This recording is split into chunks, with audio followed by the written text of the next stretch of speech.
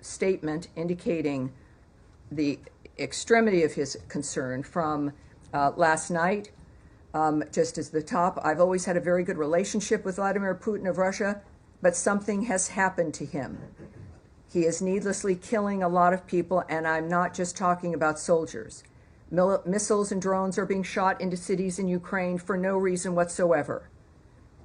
And that goes on, and that's from his Truth Social account. And this morning, he noted, what Vladimir Putin does not realize is that if it weren't for me, lots of really, really bad things would have already happened in Russia. And I mean really bad.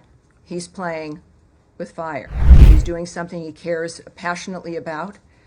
He knows what he wants to accomplish. He inherited a world that was on fire and is determined to stop those things. We've heard his remarks about all of this, clearly indicating a personal interest in the nature of what is occurring. And I think that that's what we all appreciate about him. If the Russians cared about the nature of how this is proceeding, they would be thinking less about that and more about what they could do, which is in their hands, to stop the carnage and the slaughter that's happening right now. Today, the State Department issued a security alert warning Americans against travel to Venezuela and bordering areas for any reason. Americans who travel to Venezuela or nearby border regions risk being wrongfully detained, in prison for months or even years. I cannot emphasize enough the gravity of this warning. More U.S. nationals are currently wrongfully detained in Venezuela than in any other country. President Trump has obtained freedom for several Americans wrongfully detained in Venezuela since taking office, most recently last week, and we continue to do everything we can to secure the freedom of the remaining Americans wrongfully detained in Venezuela. We need to ensure that no additional Americans are falling into this trap. Our simple message for Americans: do not travel to Venezuela. The Secretary's highest priority is the safety and security of the American people. And thank you, everyone, especially everyone listening at home, for heeding this warning. Now, turning to Syria. There have been several major steps over the weekend to enact President Trump's vision of a prosperous Middle East and a stable Syria at peace with itself and its neighbors. U.S. Ambassador to Turkey Thomas Barak assumed the role of U.S. Special Envoy to Syria, and he met with Syrian President Ahmad al-Sharaa and Foreign Minister Assad al-Shabani in Istanbul. We also have taken significant steps to lift sanctions against Syria. On Friday, Secretary Rubio waived Caesar Act sanctions for 180 days, and the U.S. Treasury Department announced General License 25 and other relief measures. We are engaging with regional and global partners to open investment in Syria. The cessation of sanctions against Syria will advance our primary objective, the enduring defeat of ISIS, by giving the people of Syria a chance for a better future. The United States will remain focused on the mission to defeat ISIS and eliminating terrorists who threaten Americans. And that is our announcement. Some very good news, obviously. Many of us, we've all been talking about this from the beginning of my being at this podium. So it's a pleasure to give you some more specifics. And of course, with Special Envoy Barak, I think we're in very, very good hands. Let's start, surprisingly, with Matt Lee. Thank you, Tammy. I want to ask about Gaza, but do you know off the top of your head, or is it written down someplace, how many Americans are currently designated as wrongfully detained in Venezuela? Yes, those are numbers that we will not share. That's a dynamic that we consider, of course, an important diplomatic dynamic as well as a national security dynamic. So, no, I won't be giving you those numbers. All right. On Gaza, yes. What is the situation there, as you understand it, with the GHF and their first shipment or shipments in? Yes. Well, last week we knew there were some numbers. We weren't able to give everybody some specific numbers, but I have some additional numbers for you as well. We have great news to report out of Gaza. I like being able to be asked about it, and we can talk about the numbers that are going in. The Gaza Humanitarian Foundation, under the humanitarian principles of independence and impartiality, has commenced providing life-saving aid to the people of Gaza who desperately need it. Approximately 8,000 food boxes have been distributed so far. Each box feeds 5.5 people for 3.5 days, totaling 462,000 meals. And so those are the kinds of numbers, I think, as we're looking at what's important in moving that kind of aid through the area. Right, but there was apparently some incident or incidents today involving potentially shots being, well, at least warning shots being fired and hundreds Well, of yes, Hamas civilians still slaughtered. has weapons. Hamas is in a situation here where all of this could have stopped, of course, if they had released the hostages and put down their weapons, but they refused to do so. They've also rejected ceasefires. So that's without confirming what might be gossip or single reports. The fact of the matter is Hamas has been opposed to this dynamic. They have attempted to stop the aid movement through Gaza to these distribution centers. They have failed, but they certainly tried. The bottom line is, the real story here is that the aid is moving through, and in that kind of an environment, it's not surprising that there might be a few issues involved, but the good news is that those seeking to get aid to the people of Gaza, which is not Hamas, have succeeded. And last one, really briefly. Yes. I won't take up any more time, but my understanding That's is why that I'm the here. administration is not particularly happy with the position that the UN and its agencies have taken with regard to these shipments. Is that correct? Well, it is. From the very beginning, I'd mentioned and we had heard about the resistance by certain NGOs and the UN. It is unfortunate because the issue here is getting aid to Gazans. And then suddenly it moves into complaints about style or the nature of who's doing it, or elements of administration and being opposed to getting food and aid, as we've demonstrated here, is happening and will continue to happen because someone might feel left out, is, I think, the height of hypocrisy. So the bottom line is that clearly people who care about the nature of solving this problem are taking action and moving it forward, and that's what counts. That's what matters. Yes, Andrea. Yes, ma'am. Cindy McCain of the World Food Program was on CBS yesterday with a very different narrative. And we are hearing from the ground today, from our reporters and producers and camera crews, that this incident was very serious, that it was not Hamas related.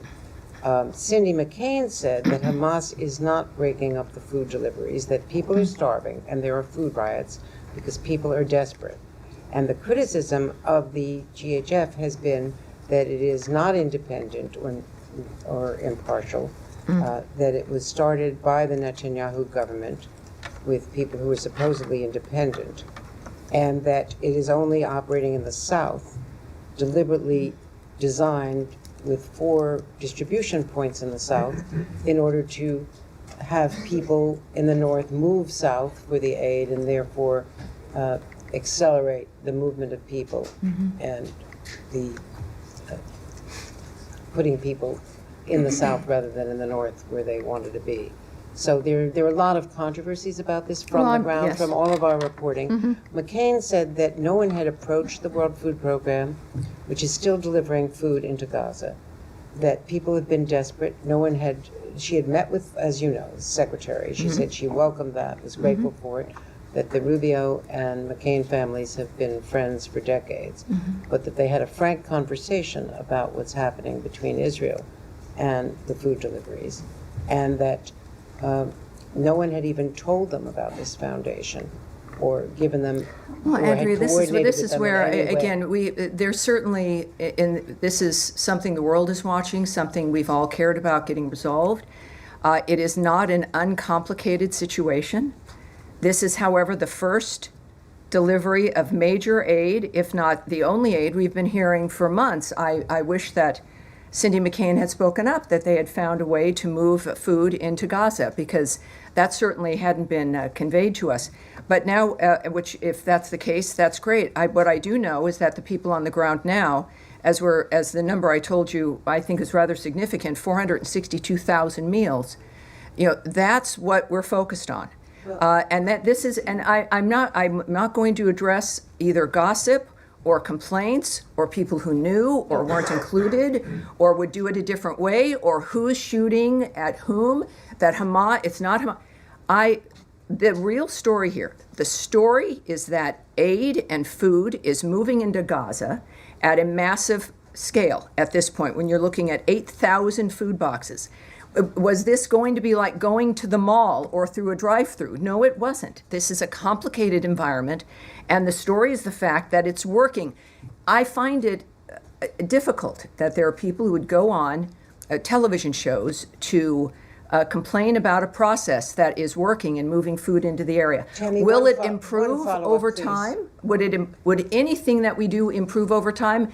Yes, in all likelihood. And I think anyone would welcome someone like Mrs. McCain or anyone else who has a method within which to contribute to this effort, to be able to do so instead of going on television and complaining. Tammy, And that's one follow-up, please. the real story is that this is succeeding, and I think we should all at least have the courage to embrace that. But until now, there has been a blockade by Israel of the food. So no one has been able to get through Well, I those thought you just said processes. Cindy McCain said that she was able to do that, but I would also say that this process managed to overcome that dynamic, and the dynamic has changed. Whatever it was that was hindering the nature of aid to blocking the it. Gazan people has been overcome. It clearly needs to expand. I don't speak for this foundation, but clearly we've got to welcome any dynamic that allows getting aid and food into the region, which is happening right now, and that's the story. Nadia. Thank you, Tammy. Two questions. I understand this is the beginning of a process. For the time being, the delivery of food is at two places, which is Tal Sultan and the Murag crossing. Is this any guarantee that people who come from the north to receive this food, are they allowed to go back? Because that's the fear, that basically this is a way to move the population from the north to the south. And do you have any plan that they will expand it to go to other places Well, in it's the not, north? this is not a State Department effort. We don't have a plan. I can't answer that regarding the nature of how certain situations would be responded to. I'm not going to speculate or say what they should or should not do. The Gaza Humanitarian Foundation has an email. They should be reached out to, and that's what I'd recommend regarding plans to expand, plans to make assessments of what's worked and what hasn't at this point, and what changes they might make, and what the goal is. Clearly, the goal is to reach as many people as possible. And also Yes, about sir. Iran. Yeah. Go ahead, please. The Israeli Minister of Strategic Affairs is in town, according to Israeli media.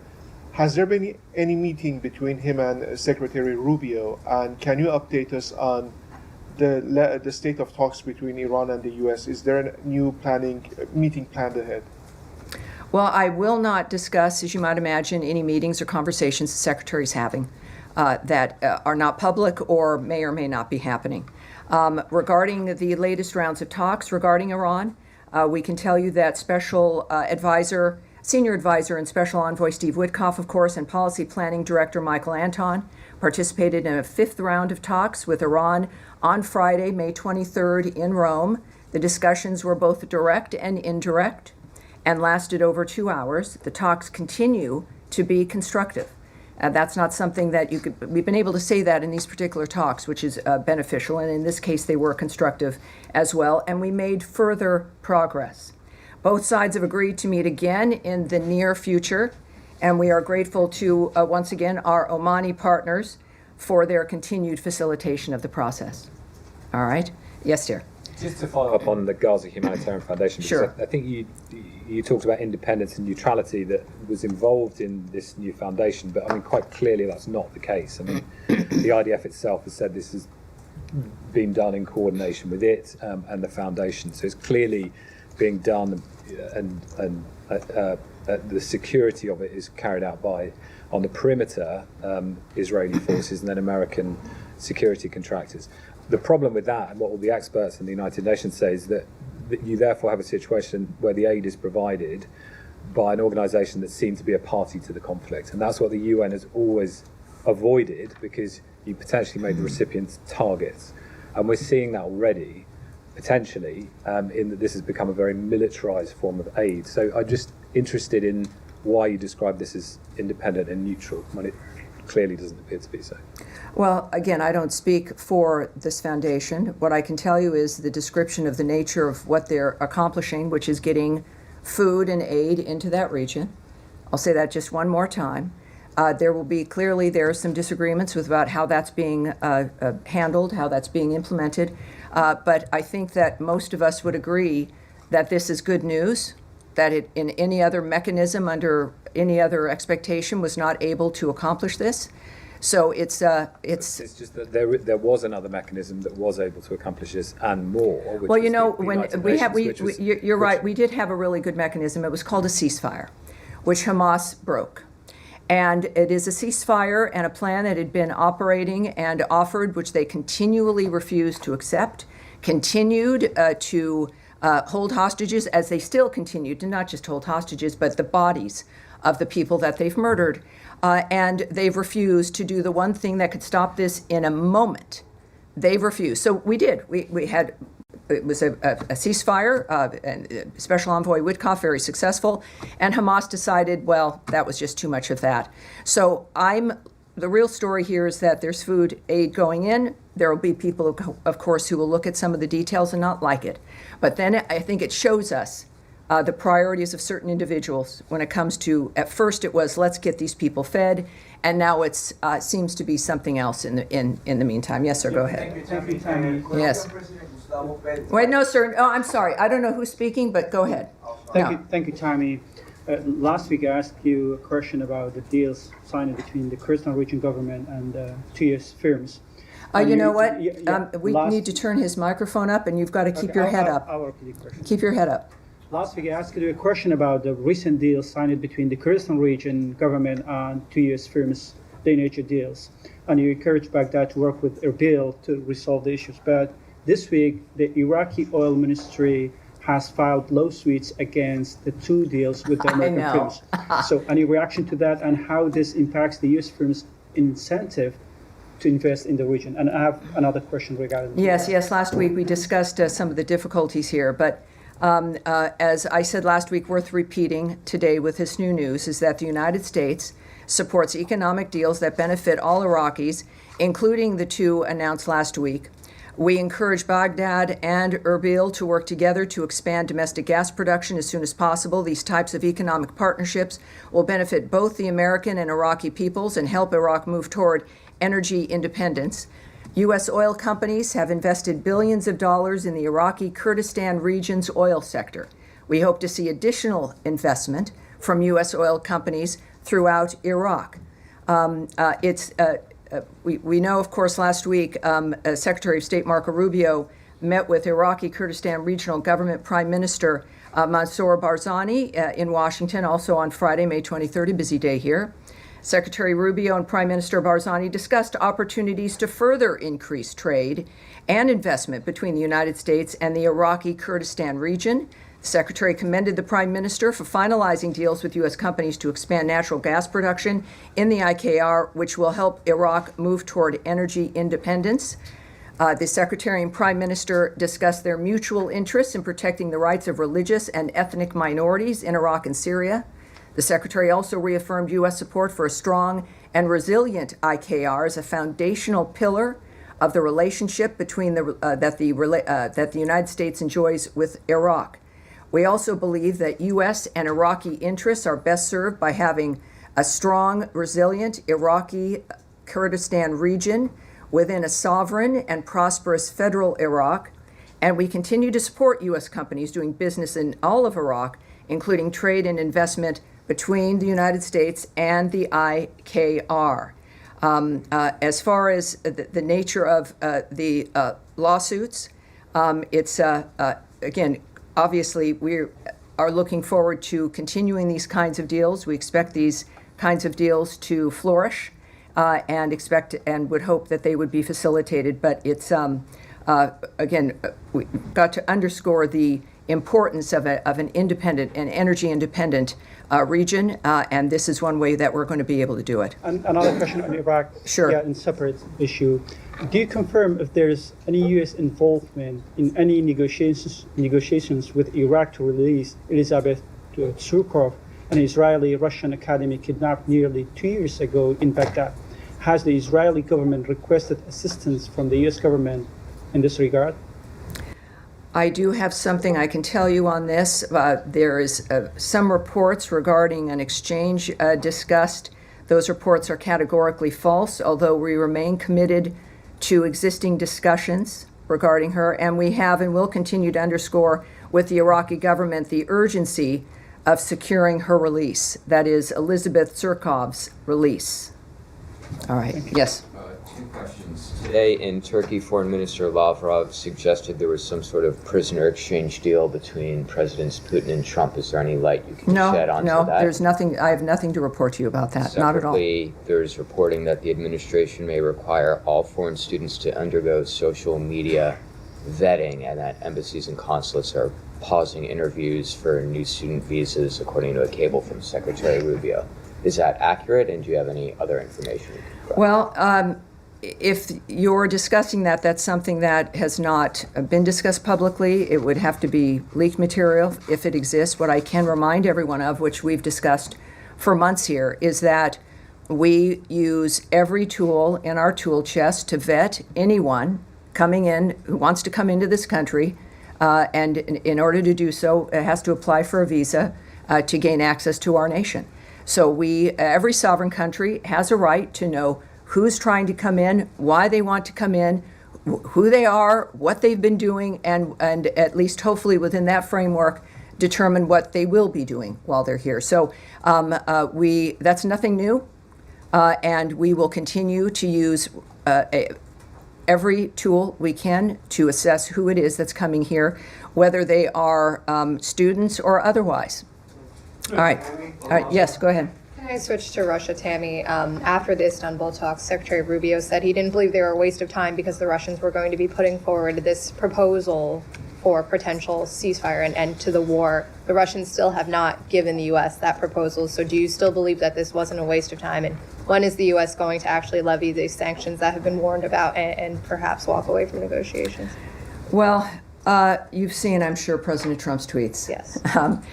He is the one who recently spoke directly to President Putin and is the one whose vision of diplomacy, of getting these wars to stop across the globe, but certainly that one can be arranged. He's been very optimistic. He has. And as we've seen over the last few days, including this morning, the president has been very blunt about his opinion about President Putin. What I can say is that also, by the way, which has generated, I think, the president's ire and all of our extreme concern, are the attacks resulting in civilian casualties in Ukraine. The president has said many times this has to stop. We are monitoring reports that this weekend's airstrikes by Russia constituted the largest aerial assault on Ukraine since the start of the war. Obviously, our thoughts, prayers, and awareness sits with the victims and their families. We are calling for restraint and urge all parties to avoid further escalation. We continue to support direct talks between Russia and Ukraine. The president supports any mechanism that leads to a just, durable, and lasting peace. Any mechanism. There is no military solution to the Russia-Ukraine conflict, and a diplomatic solution is necessary. I will, for those who did not see the president's statement indicating the extremity of his concern from last night, just as the top, I've always had a very good relationship with Vladimir Putin of Russia, but something has happened to him. He is needlessly killing a lot of people, and I'm not just talking about soldiers. Missiles and drones are being shot into cities in Ukraine for no reason whatsoever. And that goes on, and that's from his Truth Social account. And this morning, he noted, what Vladimir Putin does not realize is that if it weren't for me, lots of really, really bad things would have already happened in Russia, and I mean really bad. He's playing with fire. Sorry, Yes. one quick follow-up, Tammy. The Germans say the U.S. has lifted all of its restrictions on the use of long-range weapons. Can you confirm that, and when was that And I'm not decision going to taken? discuss that. No, I'm not going to confirm that. Yes. Thanks, Tammy. On that memorandum for peace that Russia's supposed to be coming up with, Was there a timeline ever set for when Russia needed to hand that over? Do you see this as a delayed tactic, stalling direct talks? Well, I can't speak to what if there was what the agreement would have been if there was a timeline. I can't share that information. I think clearly you should look to the president's sentiment that he's made very public as to indicate whether or not he's satisfied with what they've done. Yes, sir, in the back. Let me follow up on that question. Get your reaction to Russia's response to the president's tweet, calling it quote unquote emotional. Oh, yes. Well, but I'm not going to speak about the president's emotions, but I think one reason why he was elected with a mandate last year is that we can all relate to him. He's transparent. He's doing something he cares passionately about. He knows what he wants to accomplish. He inherited a world that was on fire and is determined to stop those things. We've heard his remarks about all of this, clearly indicating a personal interest in the nature of what is occurring. And I think that that's what we all appreciate about him.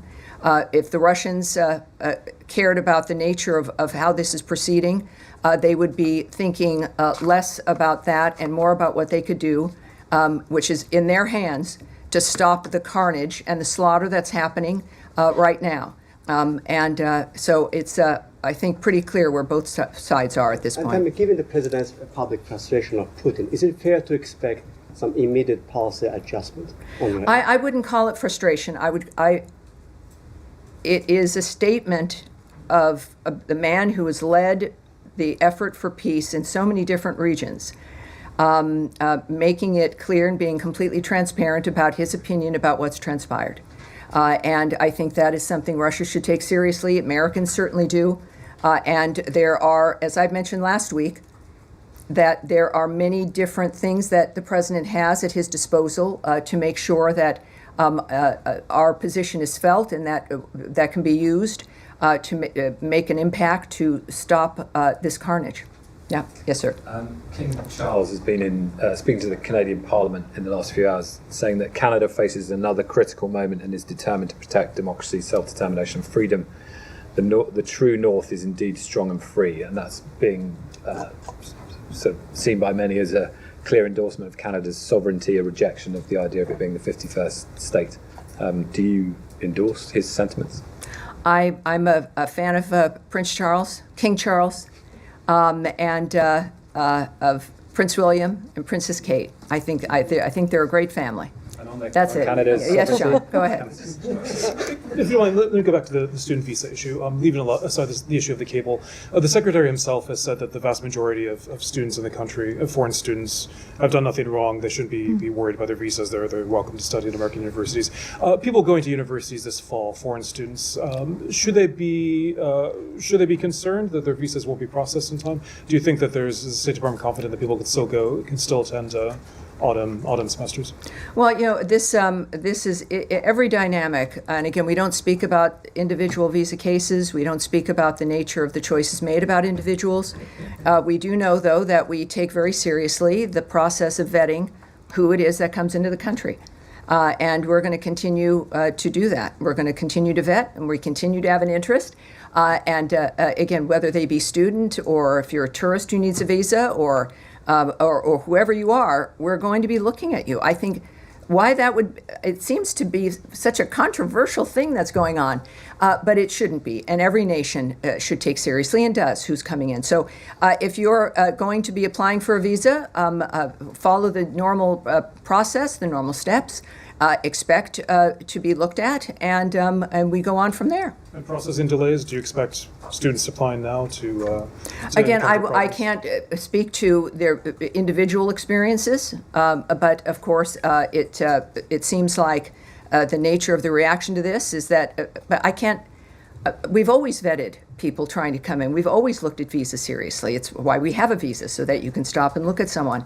So I can't speak about what the individual experience will be, but the fact is that everyone knows that it's a reminder, certainly, that we're taking it seriously. Yes, go ahead, certainly.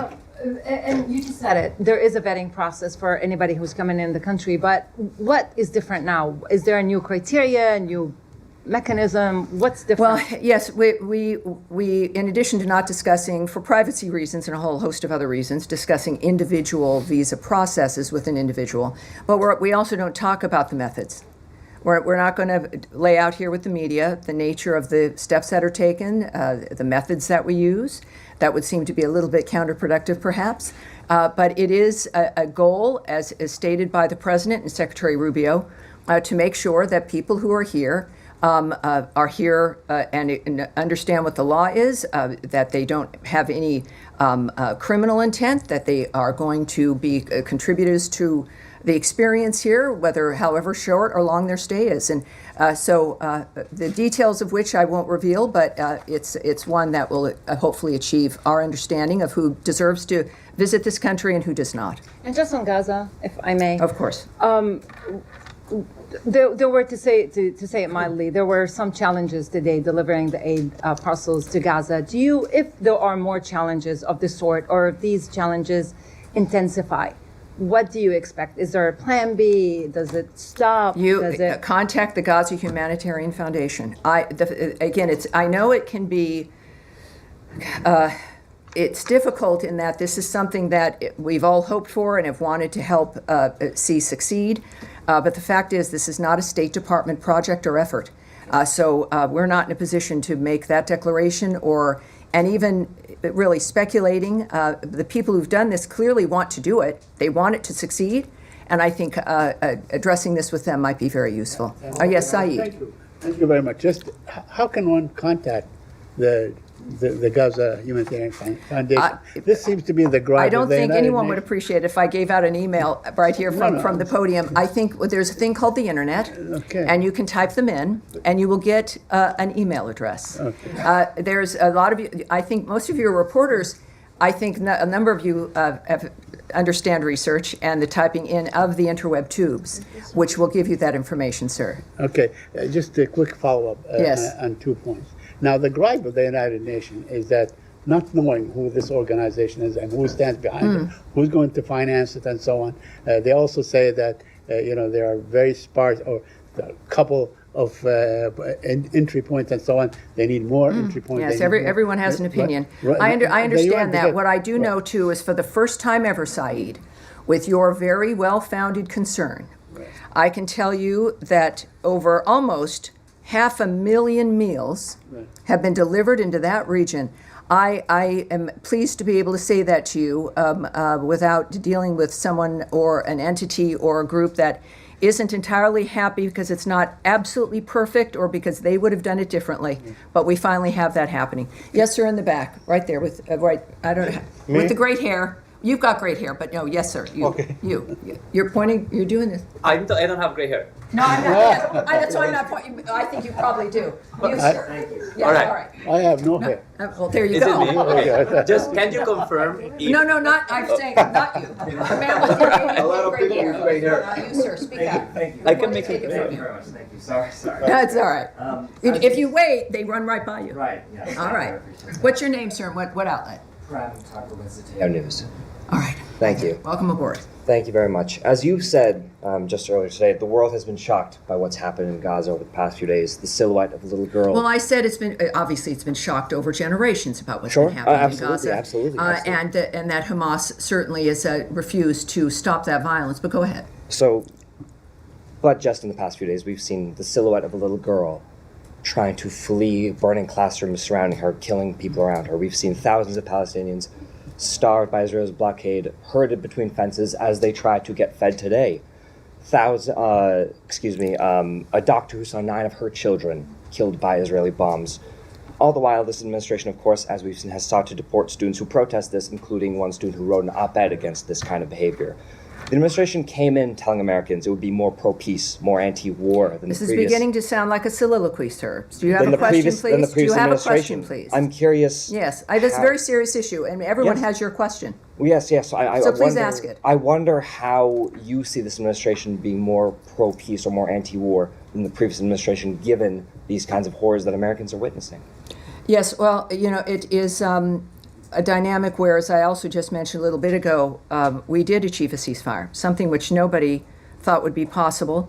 after the heinousness of October 7th, the nature of what had occurred on that day, the fact that there has to be a new way, the president has stated, we have to have new ideas to make a difference so this stops and doesn't go from generation to generation, which all of us have experienced. It's right, wash, rinse, and repeat over and over and over again, every 20 years. And it would never stop. I think that what we've got here is after, I don't know, what has it been, 3 months, a bit over 100 days of President Trump, managing to get, I think, every warring party, every hostile party against other people on this planet to a table to stop. Now, that's the simple part. Making things happen and making it last is another thing. Hamas, we did have a ceasefire. And then Hamas decided once again that that was just not going to do, and they continue to do what they do. That, first of all, again, regarding that particular issues over the last few days, we call on all parties to this conflict to take every feasible measure to mitigate civilian harm. We refer you to Israel for more information on its airstrikes. And we also know, as we all do, and this is one of the things that we've discovered time and time again, that Hamas uses hospitals and other humanitarian areas as human shields. This is why we continue to try to get a ceasefire done, despite the obstacles that Hamas constantly presents. It is apparently their hope that we would just give up and go away, or that the usual status quo would continue. But President Trump is not that person. He's a person who gets it done. And after decades of conflict, I understand you're frustrated after maybe 3 months of it not being perfect yet. But that is what we are going for. We will continue to work for this. It is President Trump's commitment. Yes, Eric, please. Eric, go ahead, please. Thank you, Tammy, for the question. I wanted to ask you, the end of last week we reported, and you began... And you're Bloomberg, for those watching who don't know. Go ahead. You began the conversation today, or excuse me, the briefing today, with a reference to Venezuela and to the challenges faced by Americans in Venezuela, the repression of the Venezuelan regime. Correct. The license for Chevron to produce oil in Venezuela expired yesterday. Our reporting is that there's a very narrow license for basic maintenance to make sure that equipment that's in the country doesn't become completely unusable, so that one day, if there's a change of government, it might be possible to drill and produce again. This is a license that would have to come from the administration. Do you have anything on that as far as whether it's been granted? I can't speak to that at all, but what I can say is actually your timeline on the Chevron license is wrong. It's tonight at 11:59. Gotcha. So this is the last hurrah here that will expire at 11:59 this evening. Okay. What we can say, of course, also is that, just to be very specific, we,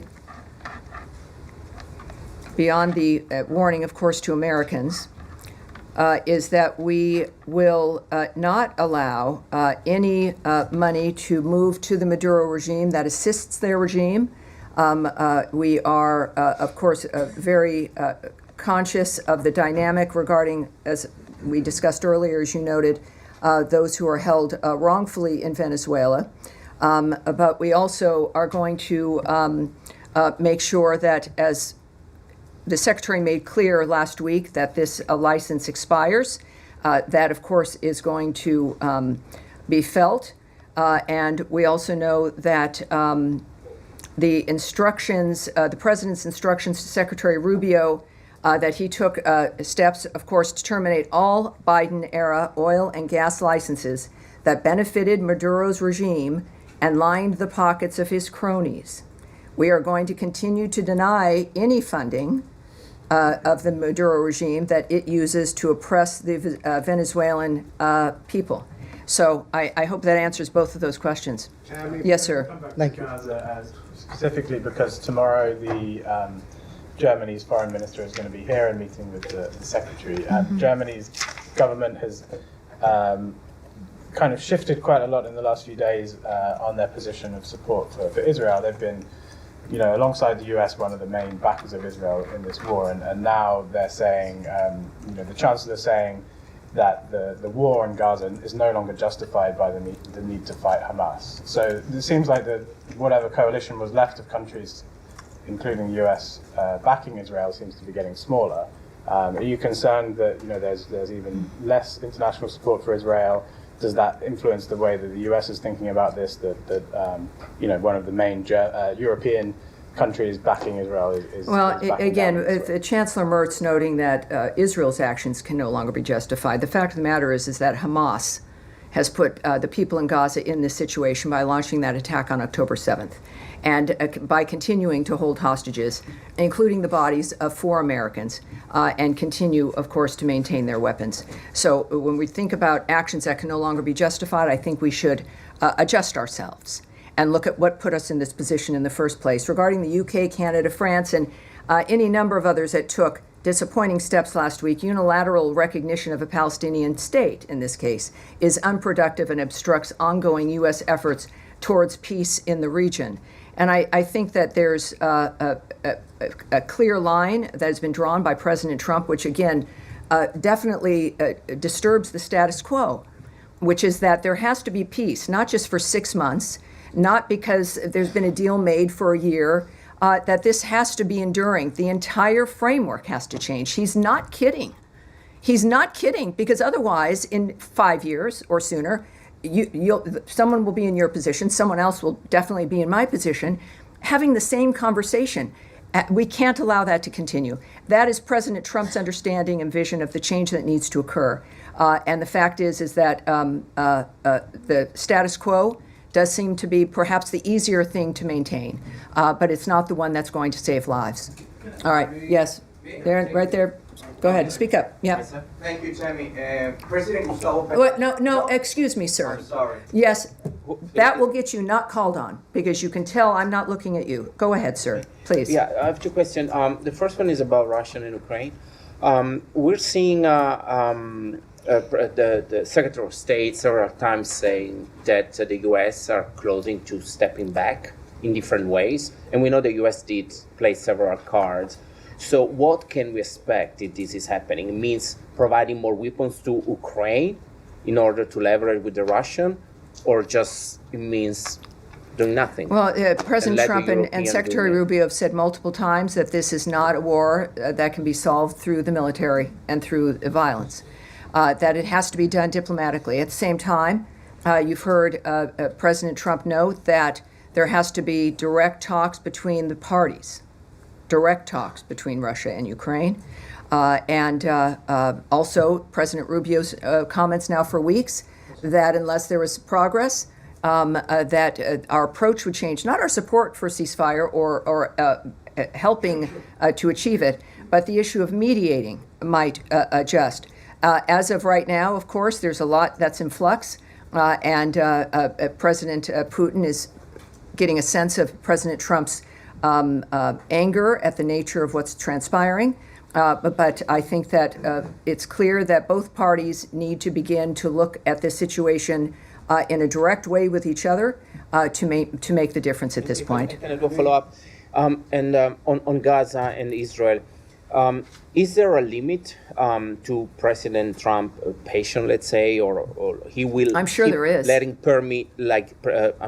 letting Prime Minister Netanyahu doing what he's doing in Gaza, or President Trump at a certain point will say, "Stop, let's." Well, sit down. if you see President Trump, you could ask him directly that. I'm not going to presume. I know I'm not going to presume President Trump's frame of mind about what he's willing to do or won't do.